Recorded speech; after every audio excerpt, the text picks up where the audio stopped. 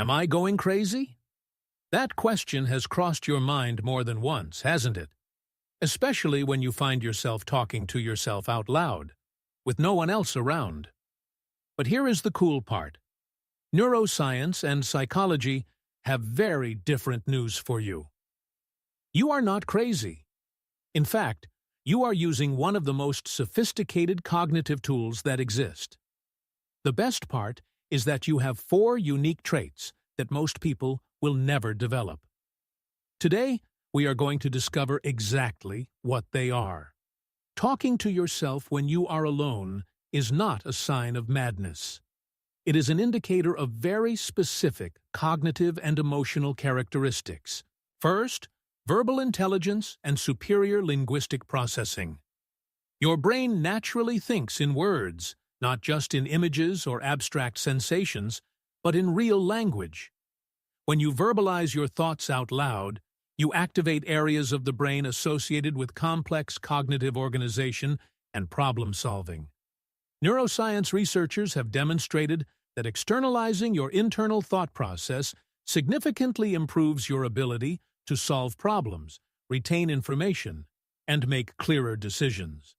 Basically, you discovered by instinct a technique that cognitive psychologists recommend to optimize your mental function. Second, exceptional metacognitive self-awareness. Metacognition means thinking about your own thinking. When you talk to yourself, you divide your consciousness into 2 roles, the one who speaks and the one who listens. That capacity for self-observation is characteristic of superior emotional and cognitive intelligence.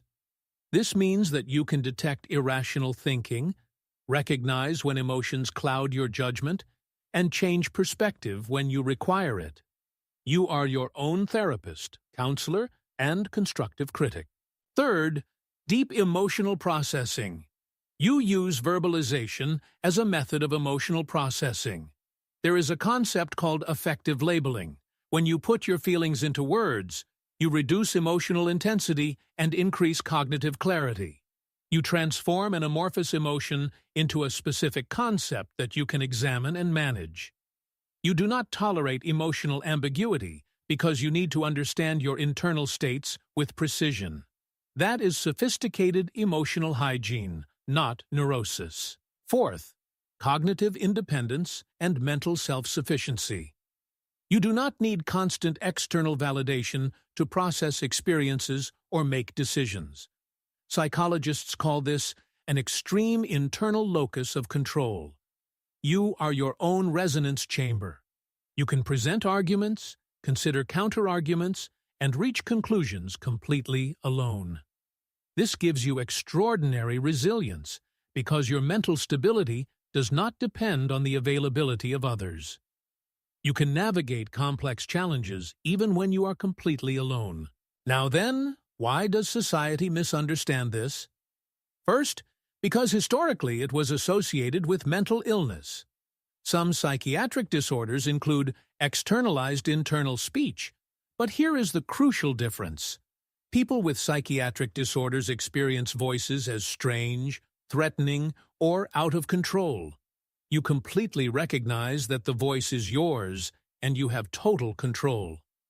Second, because contemporary society values extroversion and social processing.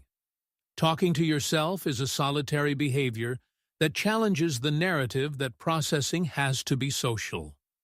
That narrative is culturally constructed, not scientifically grounded. But here is the important part.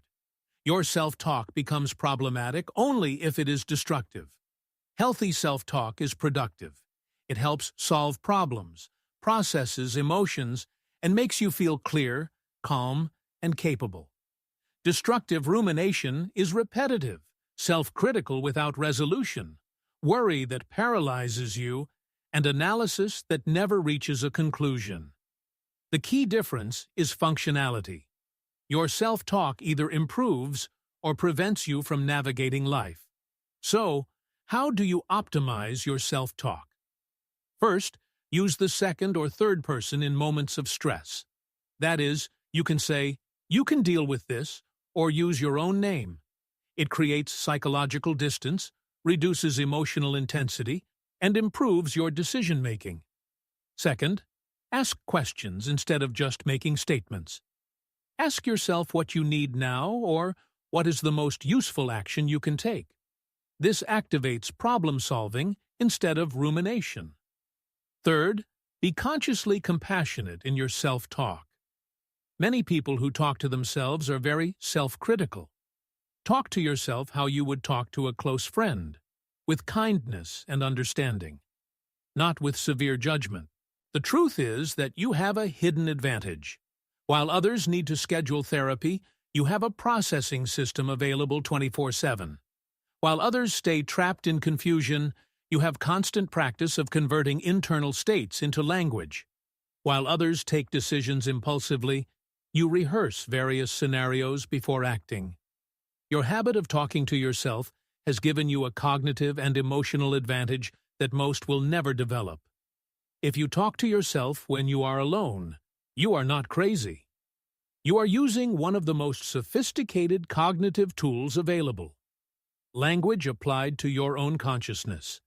Your ability to maintain a productive internal dialogue is a sign of verbal intelligence, metacognitive self-awareness, deep emotional processing, and mental independence. These are not defects to hide.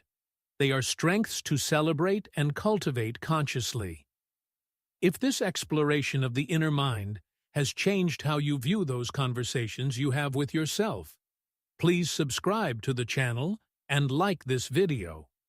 We are uncovering the psychological truths that society has often misunderstood. Cultivate your internal strength. The next treasure of human potential will be revealed soon.